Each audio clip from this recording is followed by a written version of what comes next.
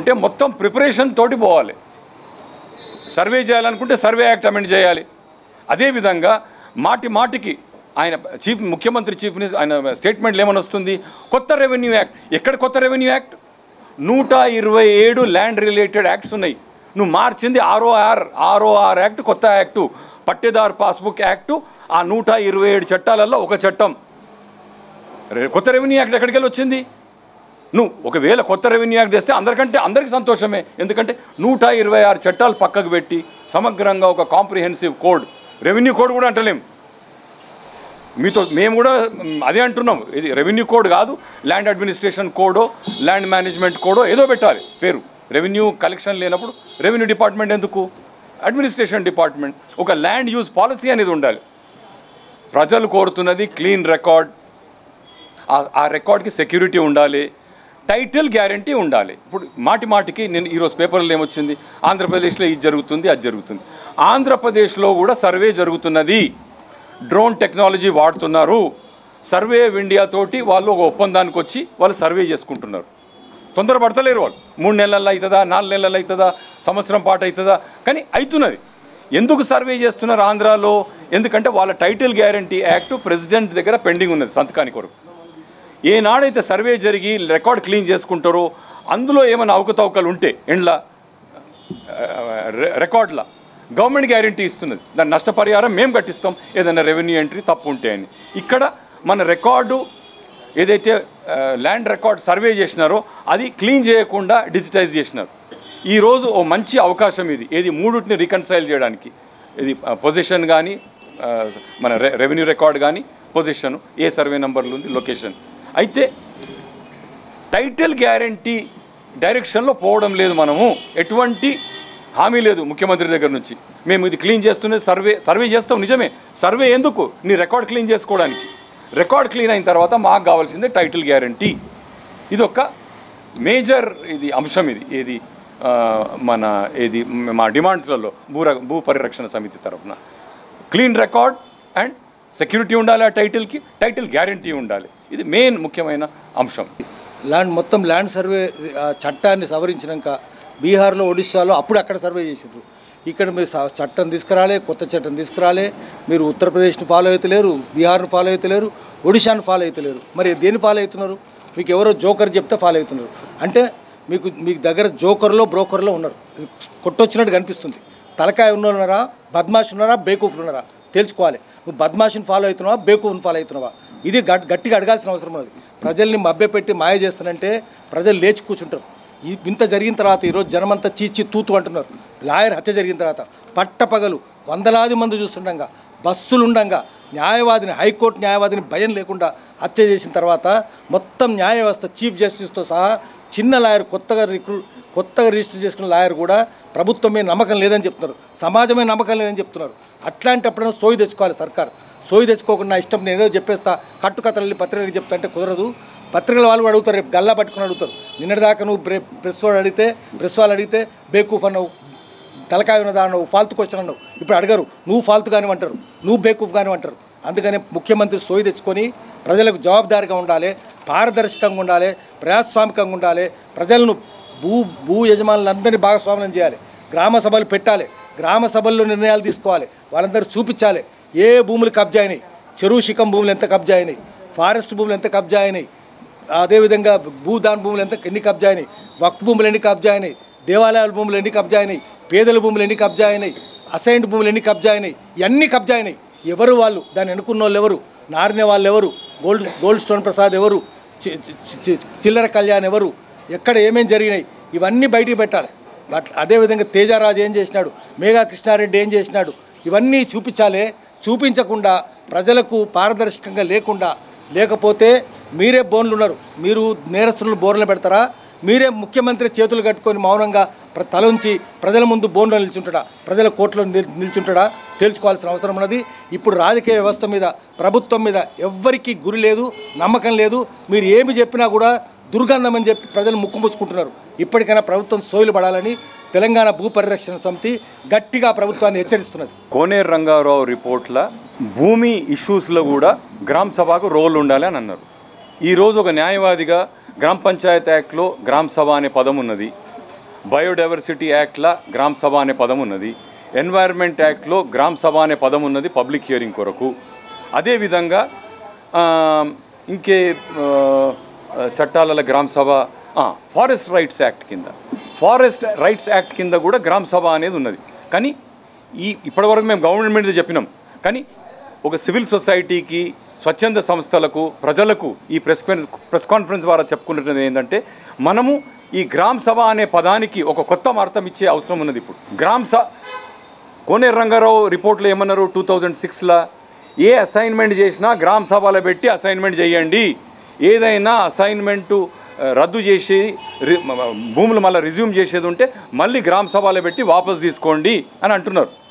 ఏ విధంగా అయితే ఈరోజు 2 రోజుల క్రితము ఇది కూడా ప్రపంచ 120 పట్టణాలల్లో ఇది ఒకటట, ఏది చెట్ల కొరకు, tree city, 120 tree cities of the వరల్డ్లో ఇదొకటి. మాకు తెలుసు మీరు లేటెస్ట్ అంతటా కూడా లేటెస్ట్ టెక్నాలజీ వాడతారని తెలుసు, కానీ ల్యాండ్ సర్వేలో మీరు ఎక్కడికో సగం దూరం వచ్చి ఆగినారు. డ్రోన్ టెక్నాలజీ గురించి మీరు మాట్లాడలేదు, ఓన్లీ జీపీఎస్, డీజీపీఎస్ గురించి మాట్లాడేది.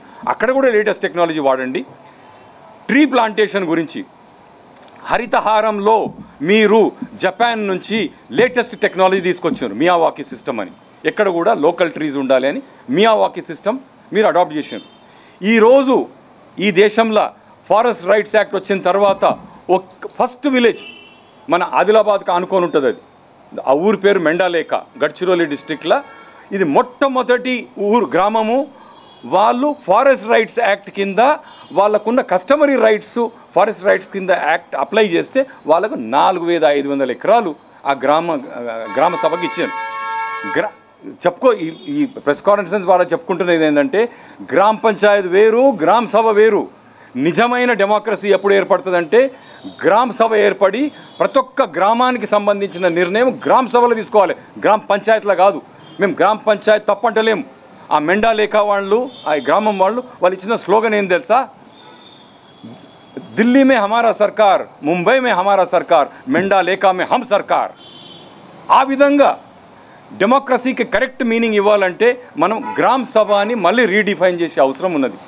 ల్యాండ్కి సంబంధించింది కూడా అసైన్మెంటే కానీ, రిజంప్షనే కానీ, ఎటువంటి భూమికి సంబంధించిన సమస్య ఆ గ్రామ సభలో పెట్టాలి, రెజల్యూషన్లు పాస్ చేసుకోవాలి. అండ్ ఇంకొకటి, బీహార్లో సర్వే చేయక మొదలు సర్వే యాక్ట్ అమెండ్ అయింది. అదేవిధంగా ఈ సర్వే జరిగేటప్పుడే వాళ్ళు ల్యాండ్ ట్రైబ్యునల్ యాక్ట్ తీసుకొచ్చారు, కోర్టులు ఏర్పరిచారు.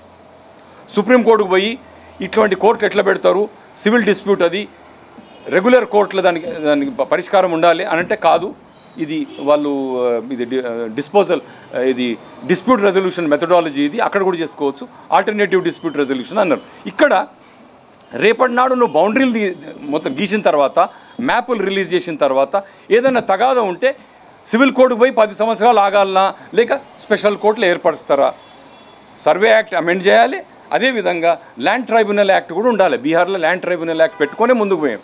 మనం గ్రామ సభకు ఒక కొత్త అర్థం వచ్చేటట్టు మనం దాన్ని రీడిఫైన్ చేసే అవసరం ఉన్నది. అంటే వాస్తవంగా ఇందాక మీరు అడిగినట్టు, ఒకటి ముఖ్యమంత్రి గారు 2 రోజుల నుంచి లీకులు ఏదైతే ప్రగతి భవన్ నుంచి వస్తున్నాయో, అసలు మన దరిద్రపు డిపార్ట్మెంటు మన రాష్ట్రంలో ఏంటంటే సర్వే డిపార్ట్మెంటే.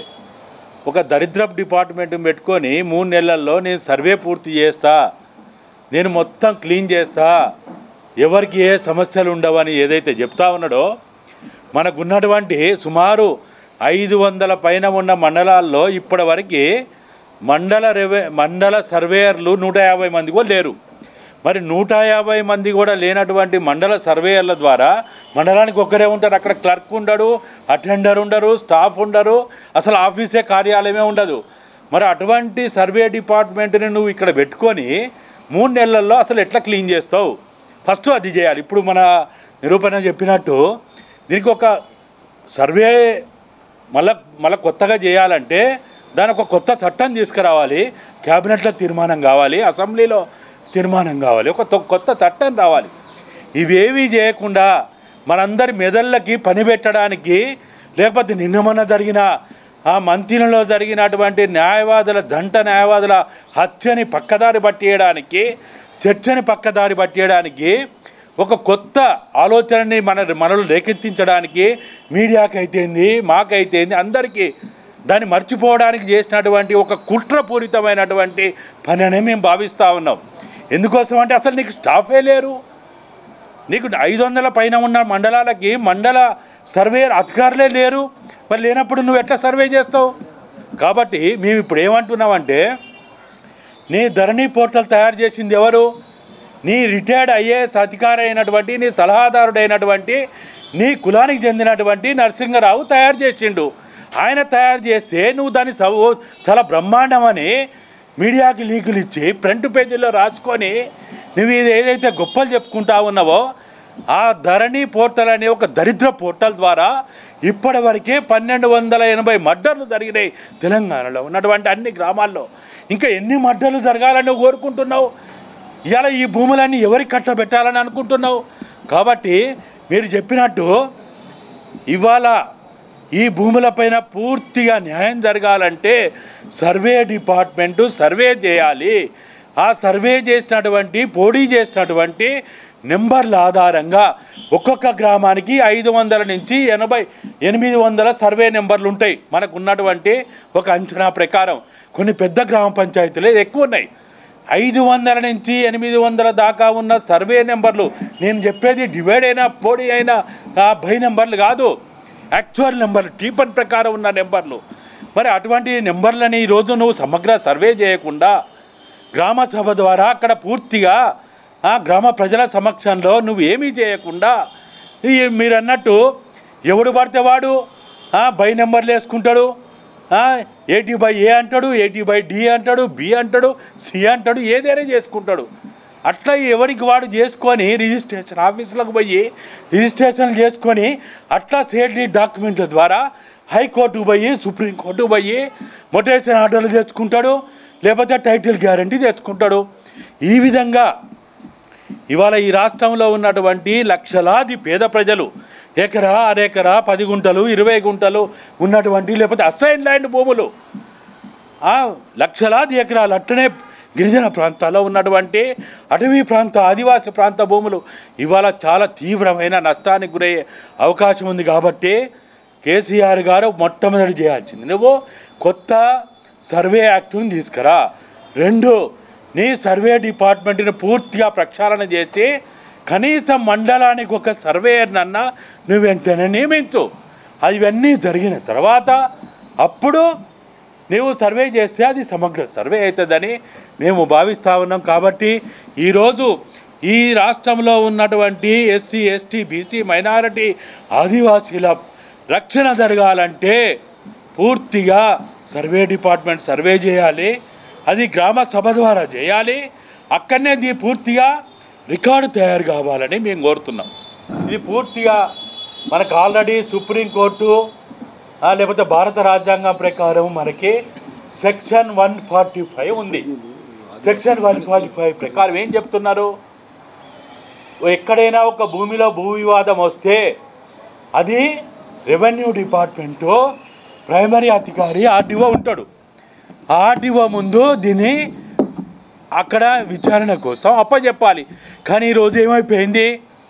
ఒక కానిస్టేబుల్ మొదలుకొని, హోంగార్డు మొదలుకొని, ఎస్ఐ మొదలుకొని, సిఐ మొదలుకొని ఈ సెక్షన్ 145ని పక్కన పెట్టి ఈ భూ వివాదం అనే పేరుతోటి వాళ్ళే రంగంలోకి వచ్చి పెట్టుబడిదారులకి లేకపోతే డబ్బులున్న వాళ్ళకి వాళ్ళ పూర్తి రక్షణ ఇస్తూ సెక్షన్ 145ని పక్కన పెట్టి పోలీస్ యంత్రాంగమే వాళ్ళు దీనిపైన పూర్తిగా వాళ్ళు ఈరోజు మేమే న్యాయ నిర్ణేతలం అని చెప్పి ముందుకు వస్తూ ఉన్నారు. కాబట్టి మేము ఈరోజు నిరూప్ రెడ్డి గారు కూడా దీనికి ముందు చాలా రకాలుగా మాట్లాడిండ్రు. సెక్షన్ 145 ప్రకారం వెంటనే భూ వివాదాలన్నీ కూడా పోలీసుల చేతుల్లో పోకుండా రెవెన్యూ వాళ్ళ చేతుల్లోకి రావాలి, లేకపోతే సర్వే డిపార్ట్మెంట్ చేతుల్లోకి రావాలి. వీళ్ళిద్దరూ నిర్ణయం తర్వాతనే దీనిపైన పూర్తిగా న్యాయం జరగాలంటున్నాం. కాబట్టి డీజీపీ గారు పోలీస్ అధికారులందరూ కూడా మీరు సెక్షన్ 145 ప్రకారమే మీరు భూ వివాదాలని మీరు అమలు చేయడానికి మీరు ప్రయత్నం చేయండి, చట్టాలని మీ చేతుల్లో తెచ్చుకోవద్దు అని మేము డీజీపీ గారికి పోలీస్ యంత్రాంగానికి కూడా మీకు ఎవరికైనా తెలియకపోతే మీకు కావాలంటే సెక్షన్ 145 నిరూపణ దగ్గర ఉంది, లేకపోతే సెక్షన్ 145 మన చట్టాల్లో ఉంది, దాన్ని చదవాలని కూడా మేము కోరుతున్నాం. మన పరిరక్షణ కొరకు ఏదైతే చట్టాలు వచ్చినాయో, వాటర్ యాక్ట్ కావచ్చు, ఎయిర్ యాక్ట్ కావచ్చు, ఎన్వైరన్మెంట్ ప్రొటెక్షన్ యాక్ట్ కావచ్చు, ఎన్ని చట్టాలు వచ్చినా సిఆర్పిసిలో ఉన్న 133 సెక్షన్ కింద ఎటువంటి చర్యలు అయితే మనం తీసుకోగలుగుతామో అది అరికట్టడానికి, పొల్యూషన్ అరికట్టడానికి, పబ్లిక్ న్యూసెన్స్ దూరం చేయడానికి, అది ఈరోజు కూడా మోస్ట్ పవర్ఫుల్ సెక్షన్. సిఆర్పిసిలో ఉన్న 133 సిఆర్పిసి క్రిమినల్ ప్రొసీజర్ కోడ్లో ఉన్న 133 సెక్షన్ ఎన్ని యాక్ట్లు వచ్చినా అది ఇంకా మోస్ట్ పవర్ఫుల్. ఎక్కడైతే ఇన్నాయి అన్నట్టు, ఎక్కడైతే నీళ్ళకి సంబంధించి కానీ భూమికి సంబంధించిన తగాదాలు ఉంటే అది రెవెన్యూ అధికారులు వాళ్ళకి స్వాధీనంలో తీసుకొని 145 సెక్షన్ వహించి, అందరికీ తెలుసు 144 ఏందో తెలుసు, గుంపు కూడా ఎక్కడ అని 144 సెక్షన్, 155 సెక్షన్ ఏంది, 144 సెక్షన్ అది ఎక్కడ కూడా గ్రూప్లో ఉండొద్దు. లా అండ్ ఆర్డర్ మెయింటైన్ చేయడానికి, పీస్ మెయింటైన్ చేయడానికి ఏదైనా వివాదం ఉంటే భూమికి కానీ నీళ్ళకి కానీ రోడ్డుకి సంబంధించింది కానీ అక్కడ కలెక్టర్ దాన్ని ఆయన స్వాధీనంలో తీసుకొని ఆయన రిసీవర్గా ఉండి ఆయన అడ్మినిస్టర్ చేస్తాడు ఆ తగాద తెంపే వరకు. ఇక్కడ పోలీసులు ఈరోజు సేవ చేస్తున్నది గవర్నమెంట్ని, ఇది మినిస్టర్లకు, మంత్రులకు, ఎమ్మెల్యేలకు, లేక రియల్ ఎస్టేట్ ఏజెంట్లకు. ఒక భూమి మన డిస్ప్యూట్ ఉంటే మీకు ఆ భూమికి సంబంధించిన కాయిదాలు ఏమర్థమవుతాయని మీరు పోయి ఒకరి సైడ్ తీసుకుంటున్నారు. సివిల్ డిస్ప్యూట్ ఉంటే మీరు సివిల్ కోర్టుకి రెఫర్ కావాలి, కేసు సివిల్ కోర్టుకి రెఫర్ చేయాలి ఆ కేసు.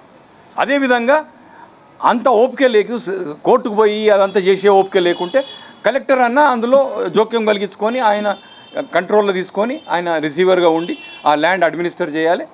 తగాదా తెంపిన తర్వాత ఎవరిదో వాళ్ళకి ఇచ్చేస్తాడు. సో 145 సెక్షన్ అనేది మనం మర్చిపోయినాం. ఏ విధంగా అయితే సెక్షన్ 133 ఎన్వైరన్మెంట్ ప్రొటెక్షన్ గురించి మర్చిపోయినామో 144 సెక్షన్ కూడా మనం మర్చిపోయి పోలీసు వాడు వస్తాడు, అరెస్ట్ చేస్తాడు, మా అటువంటి వకీళ్ళ దగ్గరికి వచ్చి బెయిల్ మూవ్ చేస్తామంటారు. అరే బెయిల్ కాదయ్యా, ఫస్ట్ ఆఫ్ ఆల్ ఇది వాడు మీ భూమిలోకి ఎట్లా వచ్చిండు పోలీసుని తీసుకొని, కోర్టుకు పోనుండే కాయిదాలు ఉంటే కోర్టు నుంచి ఆర్డర్ తీసుకొని రానుండే, అదొకటి. ఇంకొకటి, ఇప్పుడు తెలంగాణ వచ్చిన తర్వాత ఒక 100 కోట్లు జూనియర్ లాయర్ల ట్రైనింగ్ కొరకని కేటాయించారు, 100 కోట్లు. దాని తర్వాత కోవిడ్ వచ్చిన తర్వాత ప్రతి చిన్న లాయర్కి అందరికీ జూనియర్ లాయర్స్కి 5,000 రూపాయలు ఇచ్చారు. ఈరోజు ఒక సజెషన్ ముఖ్యమంత్రికి, ఒక పర్మనెంట్, ఏ విధంగా అయితే మేము అనుకున్నామో ఒక పర్మనెంట్ పీపుల్స్ ట్రైబ్యునల్ అనేది ఉండాలి. ల్యాండ్ అఫేర్స్కి సంబంధించింది, భూమికి సంబంధించి ఒక పర్మనెంట్ పీపుల్స్ ట్రైబ్యునల్ అనేది ఉండాలి. మేము వాళ్ళకు సూచిస్తున్నది ఏంటంటే మీ దగ్గర ఒక ల్యాండ్ కమిషన్ అనేది ఉండాలి. ఈ సర్వే కొరకు, ఇవన్నిటి కొరకు ఒక 1000 మంది వకీలను పెట్టుకోండి. మాకు పనే లేదు. ఇప్పుడు కోవిడ్ వచ్చిన తర్వాత 1000 మంది పారాలీగల్ ఫోర్స్ తయారు చేయండి. మేము ఇంతకు మొదలు ఎన్నో సభలలో ల్యాండ్ ఆర్మీ అన్నాం. నువ్వు ఒక లీగల్ ఆర్మీ తయారు చేసుకో, పారాలీగల్ ఫోర్స్ తయారు చేసుకో. పారామెడికల్ ఫోర్స్ ఉంటుంది, మెడిక్స్ ఉంటారు. అదేవిధంగా ఒక పారాలీగల్ ఫోర్స్ తయారు చేసుకొని రేపు ఇవన్నీ సర్వే అయిపోయి రికార్డ్ క్లీన్ అయ్యి అన్నీ అయినాక ప్రతి మండల ఆఫీస్లో ఒక లీగల్ అసిస్టెంట్స్ని పెట్టుకోండి. ఎవరైతే ఇప్పుడు ట్రైనింగ్ అవుతారో పారాలీగల్, అతను అక్కడే పనిచేస్తాడు. వకీళ్ళని ఎందుకు వాడుకుంటలేరు? వకీళ్ళకి పని ఎందుకు కలిగిస్తలేరు? ఆ వకీళ్ళు అదే మండల ఆఫీస్లో లీగల్ అసిస్టెంట్ సెంటర్ అని పెట్టుకొని మీకు ఏదైనా ల్యాండ్ ఇష్యూ ఉంటే ఆయన అసిస్టెంట్ ఇస్తాడు, మీరు జీతాలు ఇవ్వండి. గమ్మత్ ఏమనిపిస్తుంది అంటే, స్వాతంత్రం వచ్చిన తర్వాత గాంధీజీ సజెషన్ ఏముండే, వకీళ్ళు డాక్టర్లు లేకుంటే సమాజం నడవది, వీళ్ళిద్దరికీ వాళ్లకు తగిన జీతాలు ఇవ్వండి, ఫ్రీ సర్వీస్ చేయాలి అన్నాడు. ఏ రోగి దగ్గర కానీ క్లయింట్ మోకిల్ దగ్గర కానీ పైసలు కలెక్ట్ చేయకమన్నాడు. వాళ్ళకు 1,00,000 రూపాయలు నెలకు ఇచ్చేది ఉంటే ఇవ్వండి, నాకు 1,00,000 రూపాయలు ఇవ్వనండి నెలకు, నేను అంత వకాలత్ బంద్ చేసి ఫ్రీ సర్వీస్ చేస్తా. ఏం తక్కువనేది? 10 లక్షలు సంపాదించుకునేటోని 1 లక్ష కదా అడుగుతున్నది, ఇవ్వండి. పొద్దున్న నుంచి సాయంత్రం దాకా 9 గంటలు ఫ్రీ సర్వీస్ గవర్నమెంట్ మాకు ఇస్తుంది. అదేవిధంగా అడ్వకేట్లు, మీరు లీగల్ ప్రొఫెషన్ని బిజినెస్ చేసేసినారు, లీగల్ ప్రొఫెషన్ పోయి అది రియల్ ఎస్టేట్ ఏజెంట్లు అయినరు, అక్కడ మెడికల్ ప్రొఫెషన్ పోయి వాళ్ళు కూడా బ్రోకర్లు తయారైనరు, డాక్టర్లు. కోవిడ్ వ్యాధి ఉండిపోతే అపోలో కానీ యశోదా పోతే 3 లక్షలు. నేను అంటున్నది ఏంటంటే లీగల్ ప్రొఫెషన్ని వాడుకోండి. 100 కోట్లు ఇచ్చినారు ట్రైనింగ్ కొరకని. ఎవరిని ట్రైన్ చేసినారో, ట్రైన్ చేసిన వాళ్ళు ఎక్కడ పోయారో మనకు తెలియదు. కానీ ఇప్పుడు ల్యాండ్ కమిషన్ అనేది పెట్టండి, పారాలీగల్ ఫోర్స్ తయారు చేయండి. రేపటి నాడు ఇది ఈ ప్రాబ్లమ్స్ లీగల్ ప్రాబ్లమ్స్ వచ్చినప్పుడు ఆ పరిష్కారానికి ఈ ఫోర్స్ మళ్ళీ పనికొస్తుంది.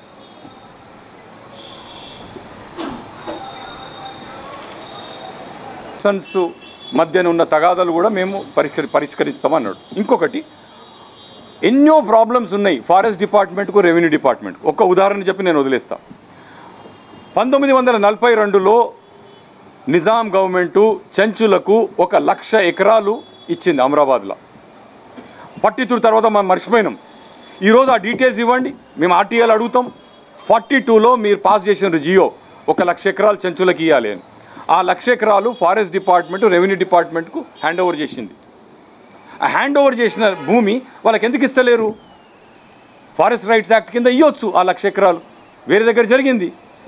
మీ ఊరికేనే రెవెన్యూ డిపార్ట్మెంట్ ఫారెస్ట్ డిపార్ట్మెంట్ మధ్యన తగాదాలు ఉన్నాయి మేము పరిష్కరిస్తామంటే కాదు. ఈ భూమి ఇవ్వండి.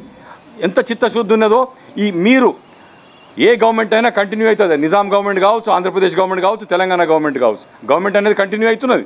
మీరు ఆ 1,00,000 ఎకరాలు చెంచులకు ఇచ్చి మీ చిత్తశుద్ధి చూపెట్టండి. ట్రైబల్ ఇష్యూస్ మేము సాల్వ్ చేస్తామనే దాని మీద. గిరిజన వ్యతిరేక శాఖ ఆదివాసి వ్యతిరేక శాఖగా మారింది.